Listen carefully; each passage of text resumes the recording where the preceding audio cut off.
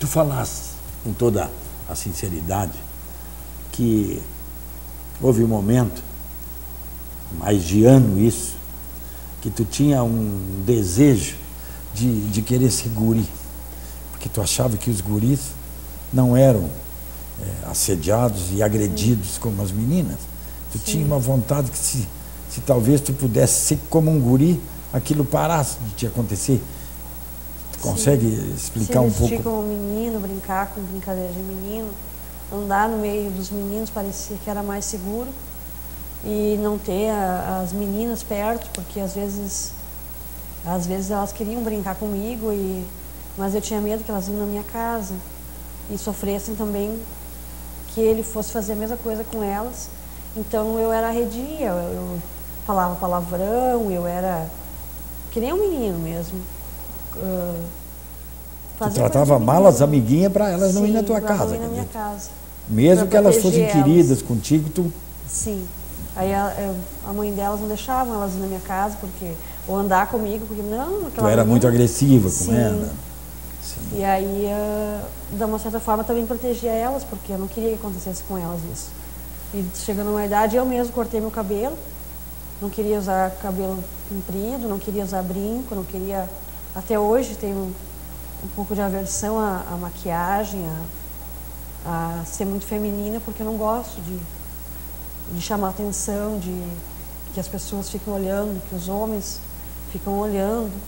Então eu prefiro andar mais normalzinha, sem nada de adereços, que a gente acha que prevalece sobre quem é abusado, acha isso. Mas tu chegou a sentir algum sentimento de culpa, assim, de que será que eu estou chamando a atenção? Será que eu estou... A gente pensa isso. Por que ele faz? Tu tinha um sentimento de culpa em algum momento? Parece que a gente... Achando que tu estava estimulando aquilo. A gente pensa isso. Mas era um sofrimento pior ainda, era mais forte. Porque ainda me culpava, porque achava que eu era a roupa que eu estava usando, ou se eu usasse brinco, ou se eu deixasse o cabelo comprido, se eu fizesse uma trança no meu cabelo, poderia ser pior ainda. Então eu preferia não fazer nada disso e me esconder atrás de uma forma não tão chamativa, não sendo uma menina bonita, não sendo cuidada. Talvez não fosse adiante tanto, né?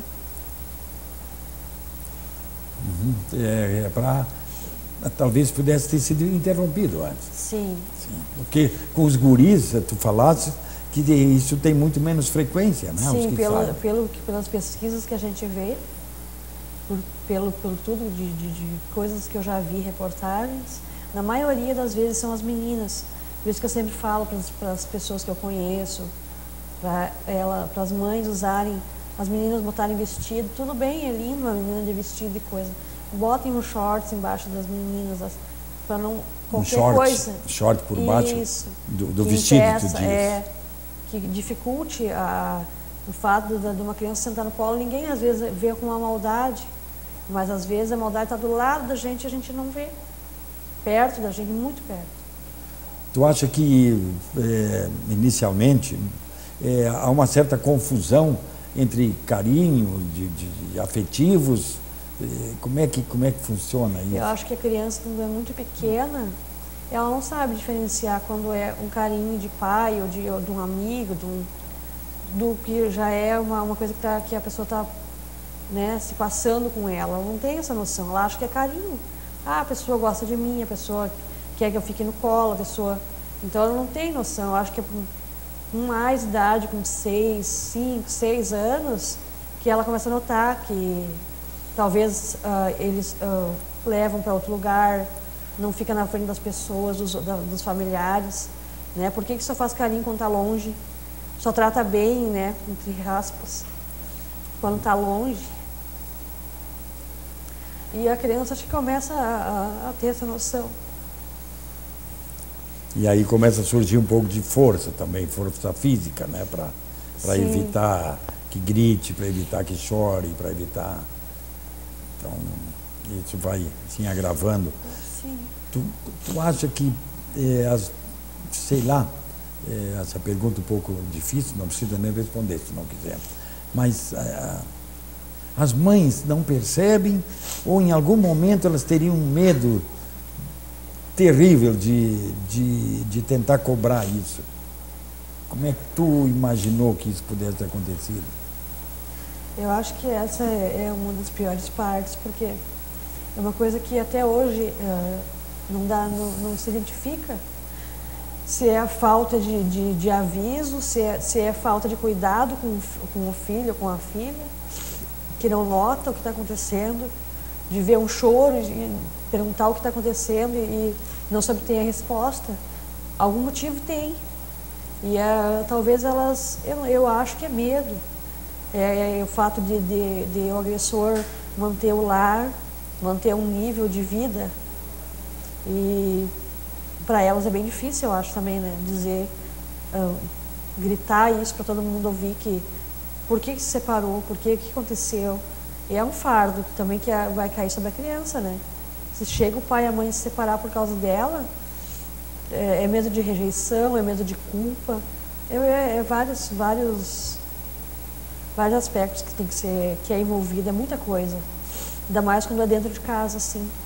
O que a gente percebe, em alguns casos, em grande parte dos casos, é que a criança se molestada, como infelizmente aconteceu contigo, então eles procuravam tirar a criança do lar e levar a criança para uma creche, para um abrigo, enfim, para uma instituição. Mas há uma corrente que diz não, tem que tirar é o agressor. É o agressor, porque senão para a criança fica pior. Sim. Ela vai ficar longe da mãe, ela vai ficar longe da sua estrutura, né? Sim. Então, tu acha também isso? Por exemplo, seria uma dor muito grande se tu, além de tudo, tivesse que sair da tua própria casa. Sim. Mas eu acredito que na maioria das vezes também, talvez seria melhor, né? Fosse para longe, porque por mais longe que se vá, a ferida vai junto, não vai ficar lá dentro e fica pro resto da vida. Não adianta a gente sair de casa, que nem eu já não tenho mais ele aqui, ele já morreu, mas a ferida continua e vai continuar, sempre vai estar ali. Só que o alerta está sendo dado, que consiga um dia abrir o jornal e nunca mais ver uma história dessa. Estampada no jornal de um pai, de um tio, de um avô, de um padrasto, fazer isso com uma criança. Não se faz com ninguém, é um tipo de violação que a pessoa não tem ideia do mal que faz na vida de uma pessoa. Carregar isso pro resto da vida é um peso. Eu às vezes parece que não vou conseguir carregar isso. Para encerrar, tu te contasse que quando tu fizesse 15 anos, uma data especial, enfim, na vida de todas as pessoas, mas aí foi a madrugada que tu disse, chega, tu ameaçando com as tuas próprias mãos, quer dizer, foi um basta. Sim. E nunca mais aconteceu. Nunca mais aconteceu, eu disse para ele que nunca mais ele ia botar, quando eu vi que eu já tinha força suficiente para lutar com ele, e eu vi que estava aumentando a minha raiva, estava aumentando, eu estava com medo disso, de fazer alguma coisa pior contra ele. Mas quando eu vi que realmente eu já conseguia, a minha voz talvez eu disse que ali acabava, nunca mais ele ia botar a mão em mim. E realmente foi, depois de muito tempo, ainda apanhei muito, sofri muito na mão dele, mas os abusos cessaram naquela noite. Graças a Deus. Obrigado pela tua presença, agradeço de coração, ressalto de novo a coragem que tu tens. Se uma criança não for molestada por causa do teu depoimento, eu acho que nós podemos ficar felizes. Nós todos vamos ficar. Vocês também, que nos deram o privilégio de ter acompanhado um assunto indigesto e que precisa ser tratado em favor dos pequenos que sofrem silenciosamente e sofrem muito. Boa noite. Voltamos a nos ver semana que vem. Um abraço.